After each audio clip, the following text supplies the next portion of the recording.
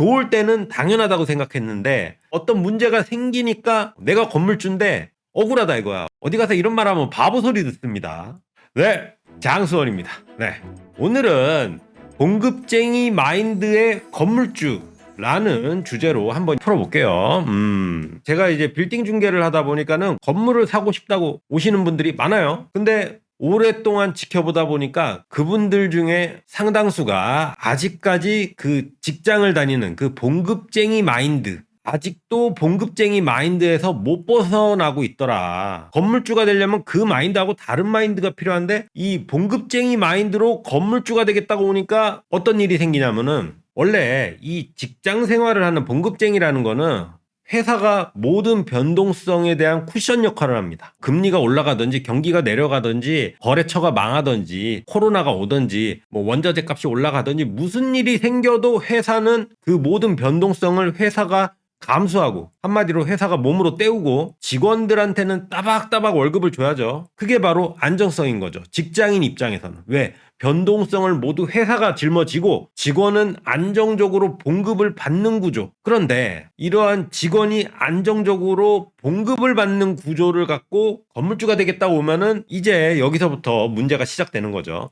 내가 건물주가 되고 싶은데 변동성, 즉 책임은 남이 지고 건물 투자로 버는 초과 이익, 수익은 안정적으로 내가 가져가겠다. 한마디로 책임은 남이 지고 돈은 내가 먹겠다는 마인드가 갑자기 들어오는 겁니다. 건물주인데 내 건물이고 내 돈으로 투자를 들어가는데 책임은 남이 지고 돈은 내가 먹겠다. 이거 완전 앞뒤가 안 맞는 거죠. 그러니까 직장 생활을 하던 봉급쟁이 마인드를 그대로 건물에다가 대입을 하니까는 이게 완전히 이율배반적으로 가는 겁니다. 내가 초과 이익이라는 걸 먹으려 그러면은 항상 변동성이라는 걸 감수해서 리스크를 테이킹을 해야지 내가 초과 이익을 먹을 자격이 있는데, 리스크를 혹은 책임을 남한테 전가하고, 그러니까 변동성은 남 줘버리고 안정적으로 돈은 내가 먹겠다라는 그런 사고방식이 생기는 거죠. 근데 문제는 그게 정상이고 그게 당연한 거고 내가 현명하다고 그걸 생각을 합니다. 근데 그렇지가 않은 거죠. 어떤 삼겹살집 사장이 있어. 자영업자야. 근데 상추값이 1년 중에서 이제 겨울 시즌 빼고 한 8개월 정도는 상추값이 아주 저렴하게 안정적으로 공급이 됩니다. 근데 1년 중에서 4달 동안은 폭우든지 장마든지 아니면은 한겨울이든지 이런 것 때문에 상추값이 막 올라가. 상추가 막 비트코인처럼 올라가 버려. 그러면은 이제 삼겹살집 사장은 큰일 났다. 지금 나라가 절단 났다. 망했다. 완전 뭐 호들갑을 떨죠. 그러면서 당장 삼겹살에 나가야 하는 상추를 없앱니다. 상추가 아니라 양배추를 줘요. 아니면은 양배추 반, 상추 반 이런 식으로 뭔가를 덜 주는 거지. 손님들한테 당연히 나가야 할 걸 덜 주는 방식, 덜 주는 방향으로 자기가 절대 손해를 안 보는 구조를 택합니다. 근데 사실 이게 이 상추값이 1년 중에서 8개월은 싸잖아. 그리고 4개월 동안은 비싸. 그럼 토탈 12개월이야. 그러면 1년이라는 통 기간으로 보면은 이 중간에 4개월 동안 상추값이 오르내리는 거는 평균에 녹이면은 실질적으로 얼마 하지도 않아. 근데 문제는 쌀 때는 당연하고 비쌀 때는 세상이 잘못됐다, 억울하다, 이런 마인드인 거죠. 그래서 그 억울함을 내가 지지 않고 손님한테 전가한다 라는 방식으로 나는 절대 손해보지 않는다라는 구조로 가는 거죠. 이게 바로 봉급쟁이 마인드, 직장 다니던 사람이 자영업을 창업했을 때 나오는 구조인 겁니다. 그러니까 직장 다니던 사람이 삼겹살을 차리면 바로 이러한 행태를 벌인다는 거죠. 왜? 지금 당장 요번 달 오늘 장사의 손익 구조만 보지 1년 전체로 본 경험이 없으니까. 그러니까 1년 전체로 보면 아무것도 아닌데 이것을 오늘 혹은 그 한 달 매출로만 보니까는 당장 줘야 할 거를 안 주고 내가 안정적으로 가져가기 위해서 그 변동성을 손님한테 전가하는 멍청한 행동을 하는 거죠. 그러면서 자기가 합리적이다, 영리하다라고 생각을 하는 겁니다. 이렇게 내가 능동적으로 시장 변화에 맞춰서 발빠르게 대응을 했다. 이게 참 말은 좋습니다. 이게 대응을 한 게 아니라 내가 1년 토탈로 해서 내가 테이킹 해야 할 변동성을 손님한테 줘서 사실상 손님들을 엿먹인 거죠. 이렇게 한번 엿먹은 손님들은 어떻게 되겠어요? 이제 평판이 딱 프레임이 씌워지는 거죠. 그 삼겹살 사장한테는 어떤 프레임이 씌워지냐면은, 아, 이 사람은 가격이 오르면은 빼버리는구나, 안 주는구나. 지가 당연히 해야 할 거를 이 1년 토탈로 보면은 얼마 하지도 않는 건데 거기에서부터 아끼는데, 과연 재료나 음식의 정성에는 어떠한 짓을 할까? 라는 확장 해석까지 나오는 겁니다. 한마디로 상추 아끼려다가 자기 가게의 명을 단축시킨 거죠.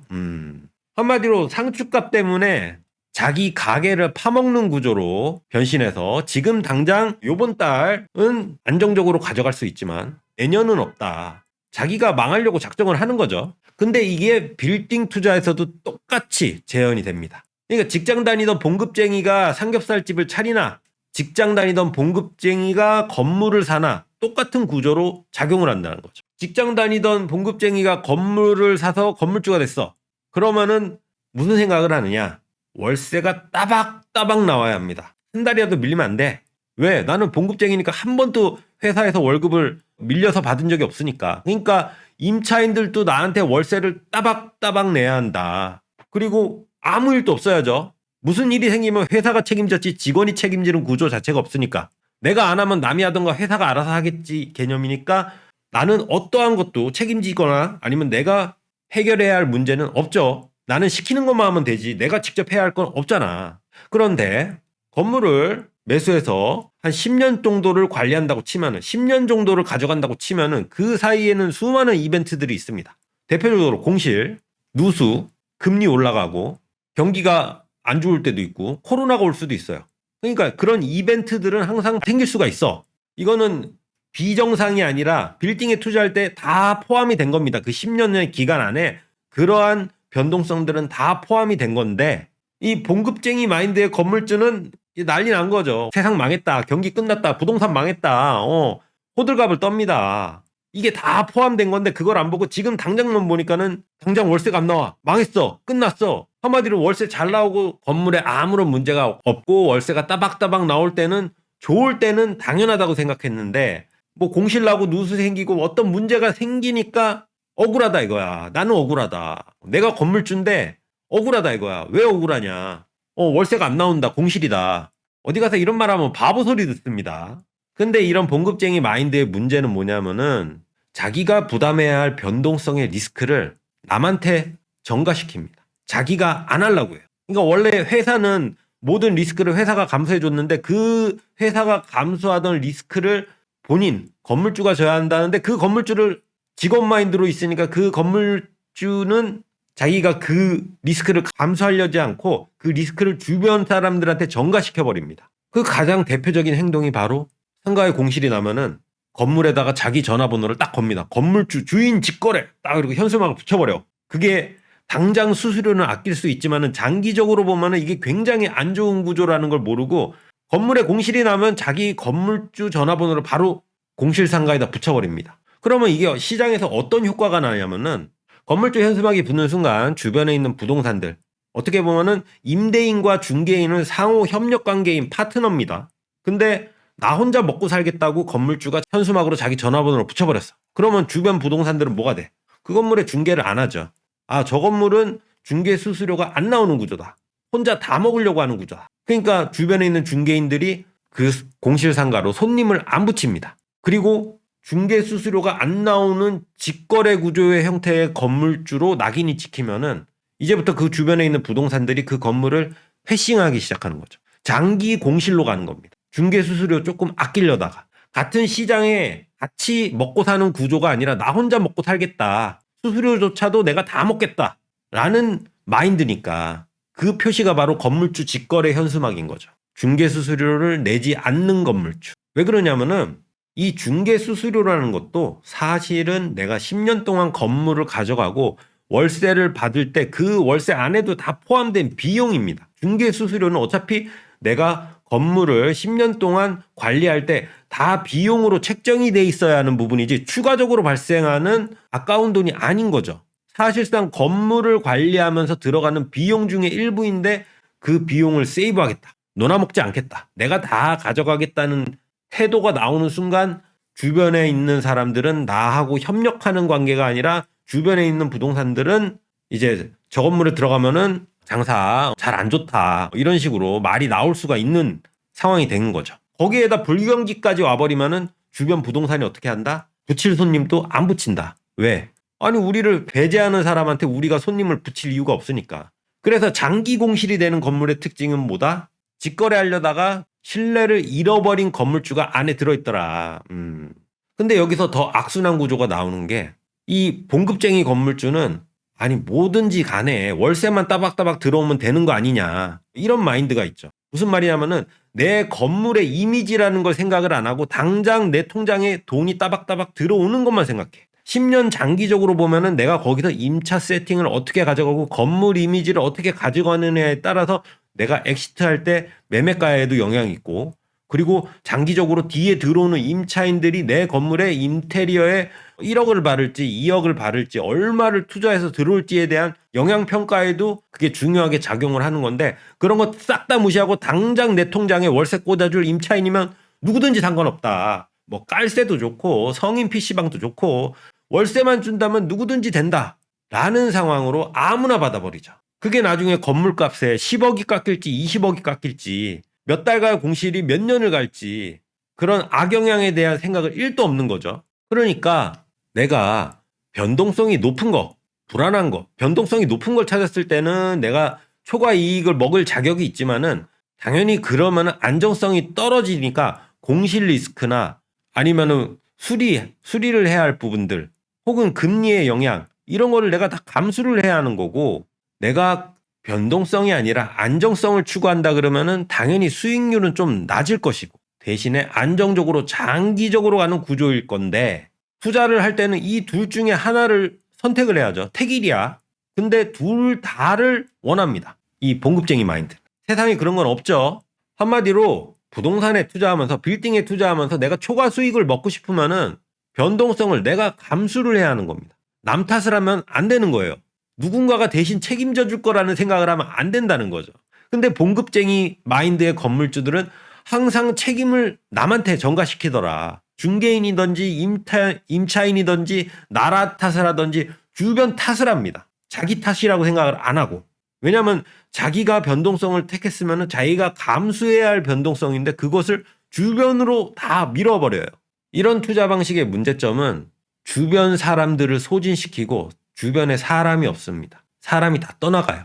빌딩 투자라는 거는 어떻게 보면은 중개인 혹은 임차인 이 사람들과 내가 신뢰관계를 어떻게 맺느냐에 따른 장기적인 공생관계인데, 그냥 당장 지금 내가 돈을 먹는 거에 급급해갖고 책임을 남한테 다 전가해서 스스로 패싱당하는 나 홀로 건물주가 되는 구조가 이 직장인 마인드의 봉급쟁이 마인드의 건물주들한테 많이 발견이 되더라. 그래서 실질적으로 이 10년이든 20년이든 장기적인 구조 그 이벤트까지 다 감안을 하고 있는 진짜 건물주들은 경기가 좋다거나 월세를 올린다거나 이럴 때 과도하게 좋아하지 않습니다. 왜? 이 기간 안에 포함되는 것 중에서 중간에 좋을 때도 있고 나쁠 때도 있으니까. 그러니까 그렇게 좋아하지도 않아. 혹시 그러다가 불경기가 오거나 코로나가 오거나 공실이 와도 그렇게 당황하지도 않습니다. 왜? 길게 보면 이 안에 포함이 된 거니까. 아까 그 삼겹살집 사장처럼 상추값이 싸면은 당연하고 상추값이 비싸면은 억울하다. 그런 구조가 아니라는 거지. 정말 좋은 삼겹살집 사장은 어차피 1년 12개월로 상추값이 오를 때도 있고 쌀 때도 있고 하니까 평균 토탈을 내면은 큰 차이 없다. 오히려 나하고 장기적인 공생관계인 우리 동네 손님들한테 넉넉하게 줘서 점수를 더 따자라고 먼저 치고 나가는 거죠. 그러니까 진짜 건물주들은 오히려 중개인들한테 적극적으로 매물을 내놓고 그리고 복비를 절대 깎지 않습니다. 이게 왜 그러냐면은 장기적으로 구조를 봤을 때 내가 먼저 치고 나가는 거거든. 주변 부동산에서 1등 건물주가 어떤 건물주일까요? 맨날 와갖고 자기 막 설레발이 치고 이러는 건물주일까? 아니야. 복비 안 깎고 다 주는 건물주가 최고의 건물주입니다. 굉장히 쉬운 건데 이거를 놓쳐. 그러니까 상추 아끼는 삼겹살집 사장처럼 평소에 직거래 현수막을 붙이거나 복비를 깎던가 이런 거는 누적이 돼갖고 나중에 건물을 매각할 때 주변 부동산에서 어떠한 영향이 들어갈 때 부정적으로 작용을 하죠. 그러니까 이 차이는 내가 지금 당장 공실났다, 으악 큰일이다 이 상황만 보느냐, 아니면은 건물을 사면서 건물을 팔 때까지 이 총 구조를 보면서 여기서 내가 이미지 관리를 어떻게 해야지만 나중에 엑시트할 때 좋은 결과로 이어질까 라는 전체를 보느냐, 당장 지금만을 보느냐의 차이인 거고, 이 전체를 보는 게 진짜 건물주고, 당장 지금만 보는 게 바로 봉급쟁이 마인드의 건물주의 차이라는 겁니다.